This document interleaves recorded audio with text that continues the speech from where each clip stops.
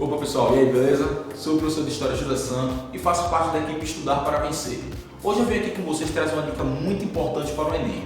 É um assunto que cai muito, é um assunto muito importante que se chama Reforma Protestante. Só que aí, toda vez que a gente vai tratar algum assunto histórico, a dica inicial que eu dou para vocês é o seguinte: nós temos que trazer inicialmente o que nós chamamos de contexto histórico, que é o quê? É aquilo que está acontecendo no momento. Temos que trazer a ideia da parte política, econômica e até mesmo cultural, porque isso ajuda a gente a entender os pensamentos que estão ocorrendo e o que é que pode desenrolar, ou melhorar, ou influenciar, ou até mesmo piorar em determinado modo de ocorrer certo conflito social, ou até assunto a depender de parte econômica, política ou outro tipo que nós tenhamos. Primeira parte que nós temos que entender é o nosso contexto histórico. O contexto histórico dessa época, o que estava acontecendo, é um momento de passagem entre a Idade Média para a Idade Moderna. E aí você pode perguntar, e aí Santo, qual é a diferença? Tem alguma coisa de importante para nós entendermos sobre isso? Tem. O que nós podemos perceber é que a Idade Média, que vem a iniciar com a queda do Império Romano, ela vem a trazer tudo que é de pensamento, que tudo que vem a acontecer é por conta de Deus. Vamos dar um exemplo. Se eu pego, por exemplo, esse estojozinho básico aqui, se fosse durante o período da Idade Média, esse estojo caiu. Mas por que ele caiu? Ele caiu porque Deus quis. Todos os pensamentos dessa época ocorriam em volta de Deus. Só que se eu pego esse mesmo pensamento e coloco ele na Idade Moderna, ele já é diferente. Porque na Idade Moderna, Deus ele não é o centro de tudo. O centro de tudo é o próprio homem, é o que nós chamamos de antropocentrismo. O homem é o centro de todas as coisas. Então, se eu pego e derrubo esse mesmo estojo, já não é mais porque Deus quis. Agora já tem outro pensamento. O estojo caiu por quê? Primeiro motivo, eu soltei. Segundo motivo que poderia ocorrer, a questão da gravidade. Então é nesse momento que a Idade Moderna ela vem a surgir para começar a questionar certos fatores e mostrar novas correntes de pensamento. E é esse o momento que a Igreja Católica, com essas novas correntes de pensamento, começam a entrar um pouco em declínio. Outro fator importante é que antes, durante o período da Idade Média, existia o que nós podemos chamar de descentralização política de poder. Ou seja, existiam vários feudos diferentes. O poder era voltado para o campo, mas cada senhor feudal tinha um poder em seu local que habitava, ou seja, tinha um poder em seu próprio feudo. Com a queda da Idade Média, as pessoas que moravam lá começaram a retornar para a cidade.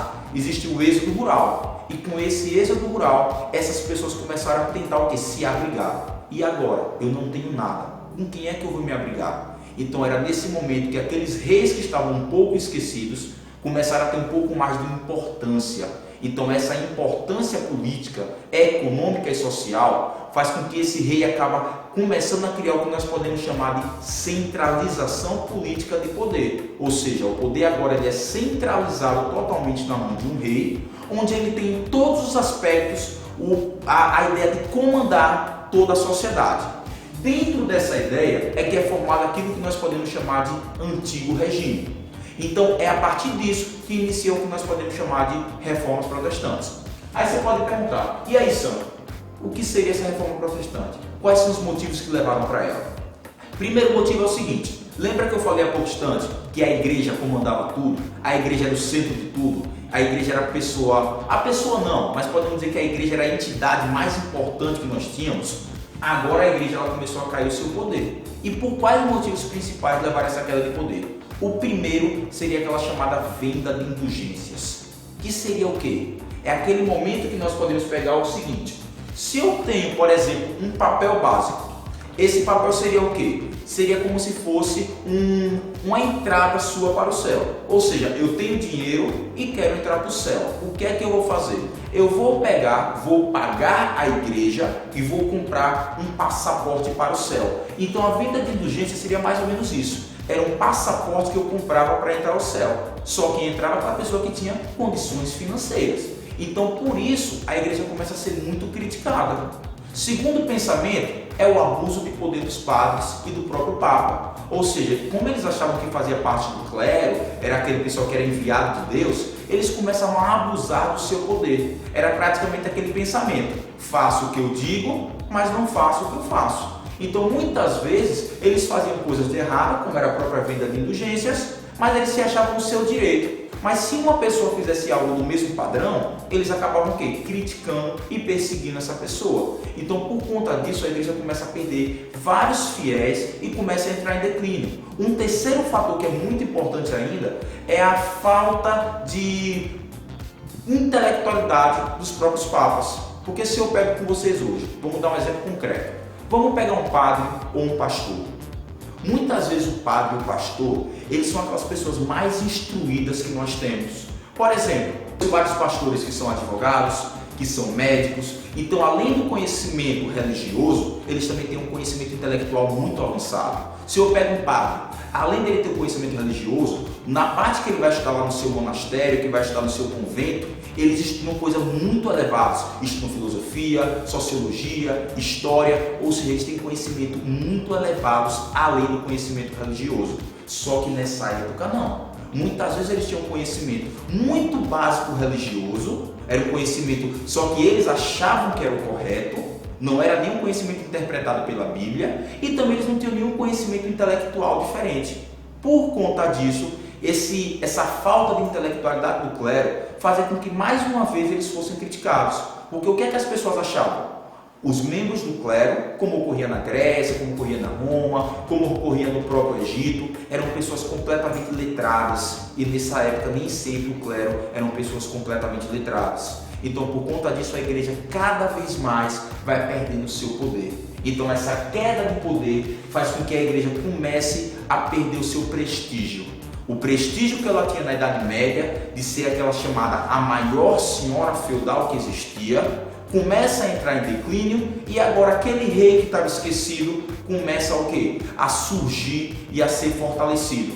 E é a partir disso que surgem algumas pessoas com pensamentos diferentes para criticar a ideia da Igreja Católica. Primeira pessoa que é a base do protestantismo que nós podemos chamar é o Martinho Lutero. Quem é o Martinho Lutero? O Martinho Lutero, ele é um monge e ele faz parte da Igreja Católica. Só que aí é o problema que nós temos que entender. Se eu não faço parte da igreja e eu venho criticar a igreja, muitas vezes as pessoas não levam tão a sério.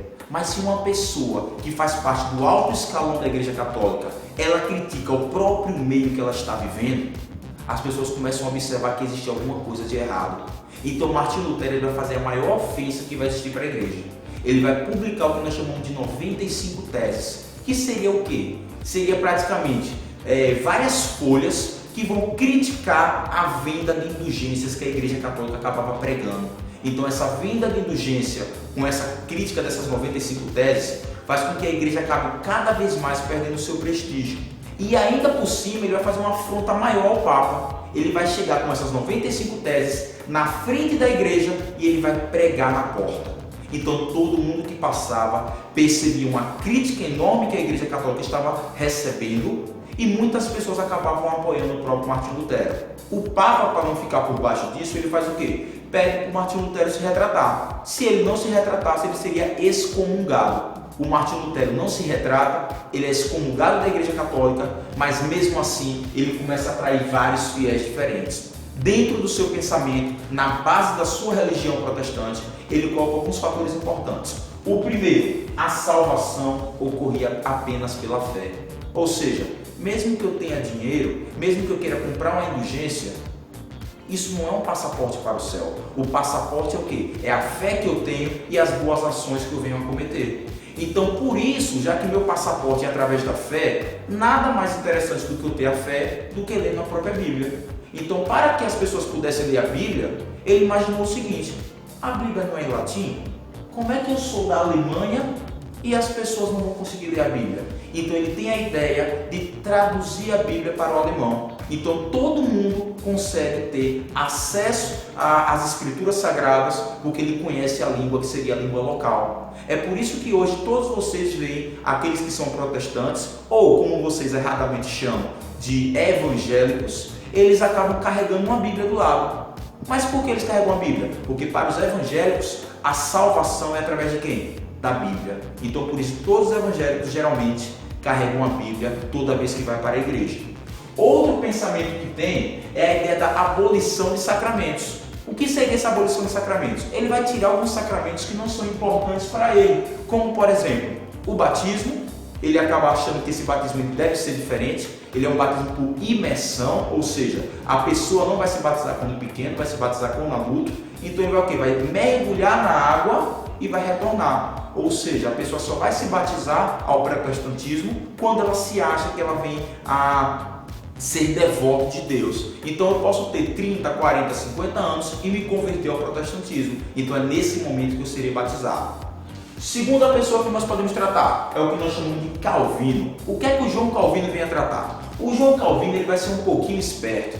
Como ele vê que o Martinho Lutero ele é muito perseguido, ele tem que ter alguém que seja o alicerce dele. Ele tem que ter alguma pessoa que possa ajudar a protegê-lo. Então ele vai criar uma religião que, de certo modo, nós podemos dizer o quê? Que é uma religião para os burgueses da época.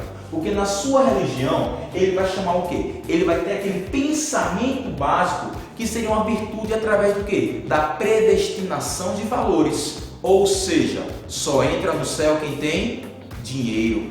Então aí é o pensamento que o burguês vai gostar. Porque a Igreja Católica, qual é o problema?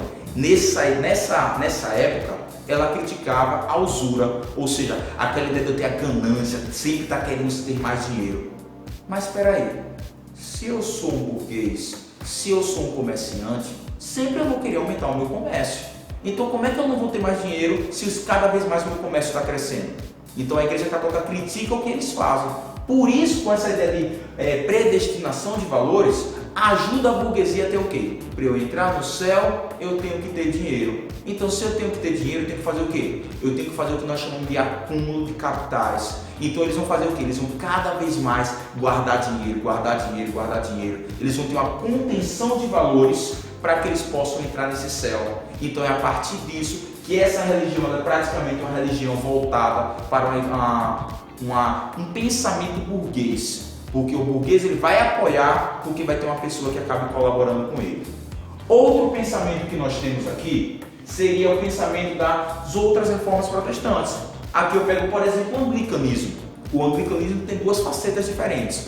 Um pensamento que podemos dizer que seria uma desculpa e um pensamento correto. Qual seria o pensamento de desculpa? O pensamento de desculpa é o seguinte: essa religião ela foi criada pelo Henrique VIII e o Henrique VIII ele era casado com a Catarina. Só que para assumir o trono tinha que ter filhos homens e todo filho que ele tinha com a Catarina era mulher. Então ele inventa uma desculpa de querer se separar da Catarina para casar com a Ana de Bolena, para poder tentar ter um filho homem. Só que a igreja já disse, não se pode separar, até que a morte o separe. Ou seja, o Papa ele não aceita essa separação. Então por isso ele acaba fazendo o quê? Ele acaba expulsando a Igreja Católica e criando uma nova religião.